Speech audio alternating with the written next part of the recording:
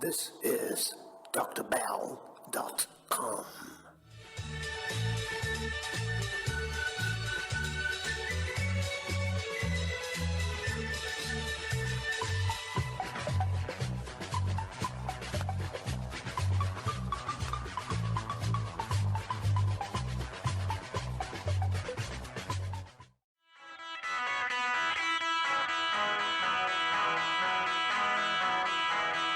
Hey, tonight, gonna be tonight.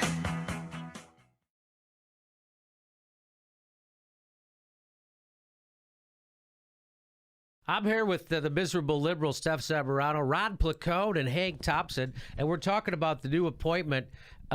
Trump created a position for Steve Bannon from Breitbart News, right? So, if you know, Breitbart is very extreme right. They've cultivated, racism is the freedom of speech, all that stuff. It's like you got to be able. We do that character, alt-right character on our Saint Himmler. We do him on our show. That's a very fun. That's who these. So this is the guy. This is Steve Bannon, right? So Trump just appointed him chief strategist, and people are freaking out because he's a big racist, anti-Semite, and he's like a scum of the earth type guy, right? And so these are some of the MSNBC, of course, is totally outraged by him, but they're not outraged at people cracking the heads of peaceful protesters in North Dakota. Apparently that's okay. Apparently outsourcing jobs to TPP, that's okay too. Apparently that's okay. Overthrowing Libya, Honduras with Hitler, that was okay. Okay. Anyway, but they're upset at this. So this is some of the stuff he said. There's no hiring bias against women in tech. They just suck at interviews. Birth control makes women unattractive and crazy. The solution to online harassment is simple. Women should log off. World Health Organization report trannies 49 times higher HIV rate. Somebody's popular at college parties. And so everybody's freaking out because Trump just hired him as his chief strategist. People are like, now they're putting racists in the White House. So what I try to tell people is racism is in our culture, meaning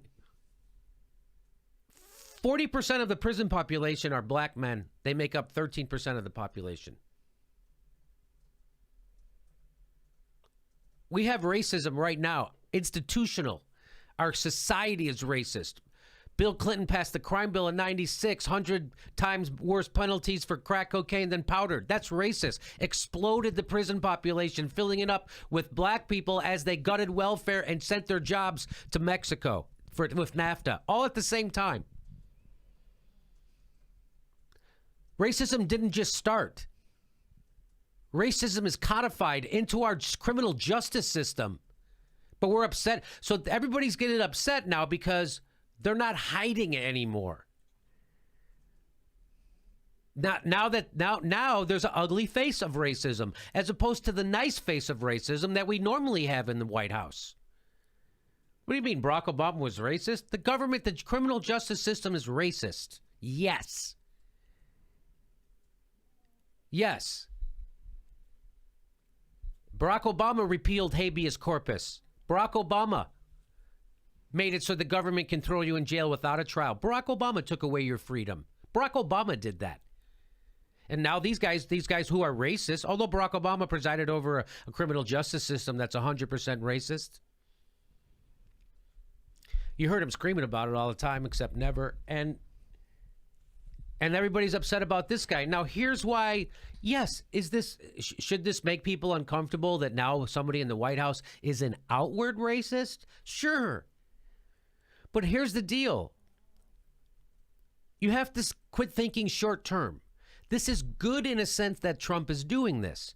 Because just like Malcolm X said about Goldwater, he can't hide his hatred for the blacks. Right? Whereas the Democrats could, the white Democrats could. Here, Trump can't help himself. He has to hire this anti-Semite bigot. He can't help himself. And then these guys can't help themselves. So now we have a wolf in wolf's clothing, not a wolf in sheep's clothing. That's why this is. You have to think longer term. In 2 years, there's another election. In 4 years, there is another election. The more repulsive people that Trump surrounds him, these guys are truly repellent to most of the electorate. Guys like John Bolton and Rudy Giuliani and Chris Christie.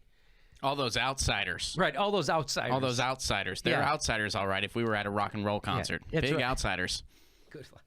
And Trump is hiring the Treasury Secretary is going to come from Goldman Sachs. There's news reports today. So they're not outsiders. Trump is immediately turning his back on his on the people who elected him. He's filling, but these people are truly repulsive, not reprehensible. Who cares? They're all.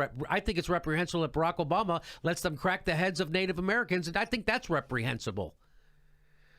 You know what I think? But he's not repulsive, Barack Obama. He's pretty. He's got a pretty speaking voice. And so you go, well, it must be okay if Pretty Boy says it's okay. But now when ugly motherfuckers who are ugly on the outside are doing the same things, we're going to go, that's horrible, and we're going to stop it. And we're all going to stand up. Barack Obama, Democratic presidents put half the left to sleep around horrible corporatist policies and racist criminal justice system.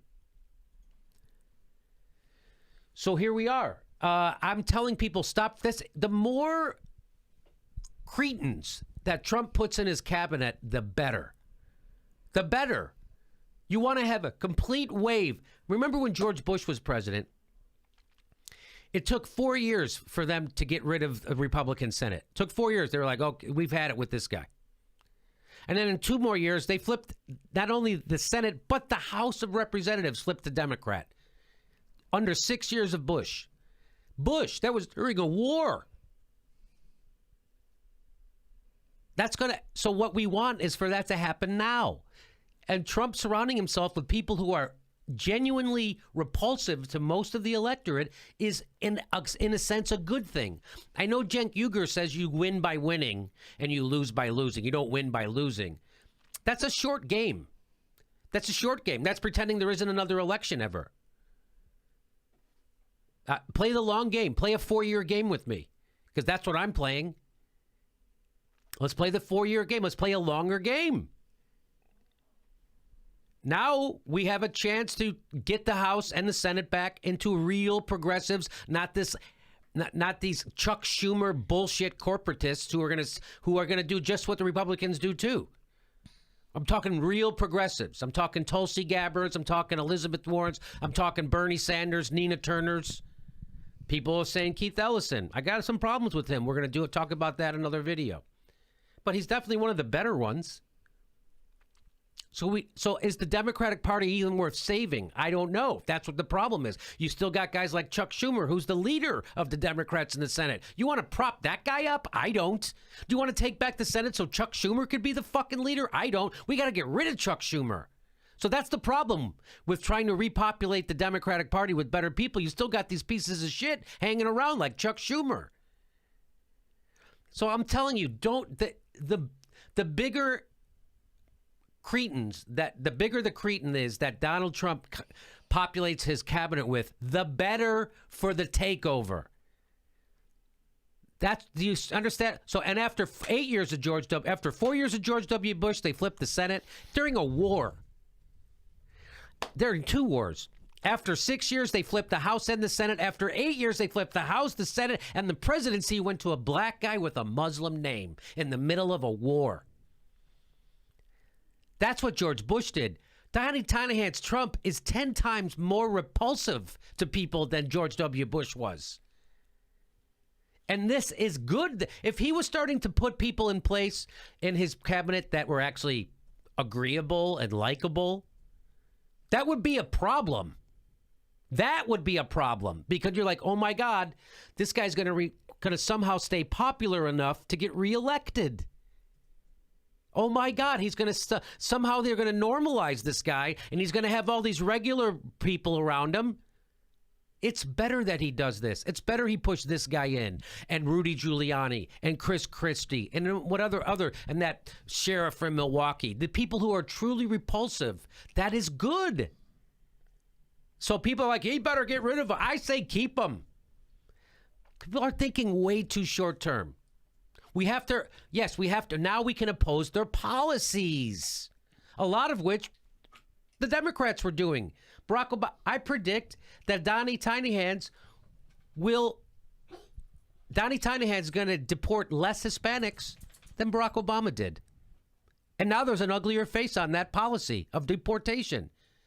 Are you with me? Do you get this? Am I being clear, Ron? Ron Placone, Steph Zamorano, Hank is here. Hank, are you guys? Do you understand what I'm saying? I understand the arguments against it. Cenk Uygur says you win by winning. I get that argument. I disagree with it. Well, we don't have the luxury of having that argument Right. now, do we? Because, no. Donald Trump is going to be the next president. we don't have that You argument. have to think the longer game. Steve Bannon is completely and utterly repulsive. But what do you think about that idea, though? That actually helps the progressives take over because he's going to their popularity as an administration is going to be so he's coming in as the most hated guy ever to come in.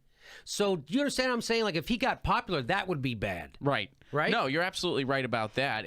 But we have to think 2018 though. We can't even be thinking just 4 years. I know. Because either way, these repulsive people are going to have some power because they have the House and Senate behind them. Right. So we have to be We have to think in 2 years. So hopefully he gets a couple of more of these guys in his cabinet, and it's easier to take over in 2 years and 4 years. I'm telling you, if I'm just looking for somebody who's for peace. Mm-hmm. I mean, you're not going to get that. Democrats and Republicans are both for war. That's the problem.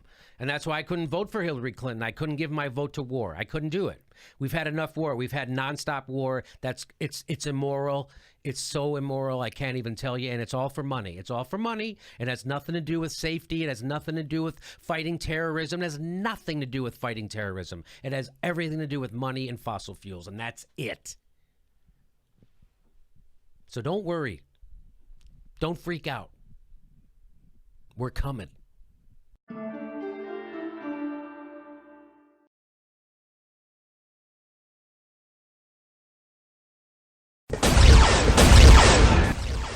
This is DrBell.com.